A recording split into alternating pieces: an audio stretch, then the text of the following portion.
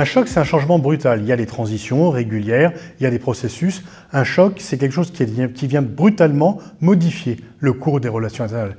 Ce n'est pas forcément une révolution de l'ordre mondial, il y en a assez peu dans un siècle, mais c'est quelque chose qui fait que le lendemain, on n'est plus tout à fait dans le même monde et qu'il faut en tirer toutes les conséquences.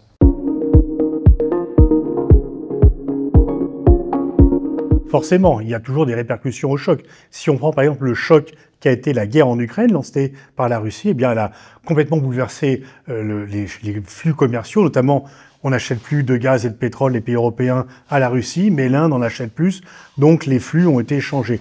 Et c'est un peu le cas s'il y avait par exemple une montée des tensions entre la Chine et les États-Unis ou un conflit, le commerce entre ces deux pays serait affecté. Donc nécessairement, vu l'importance du commerce mondial, on ne commerce pas avec un pays avec lequel on est en guerre, on ne commerce plus avec lui et on prend des précautions avec un pays avec lequel les tensions sont trop fortes. Est-ce qu'elles sont obsolètes ou est-ce qu'elles ont joué un rôle? En fait, l'ONU a joué vraiment son rôle de gardien de l'ordre mondial et de la sécurité juste pendant la guerre du Golfe de 90 parce que l'URSS a accepté de travailler avec les États-Unis et qu'on a mis de côté le droit de veto.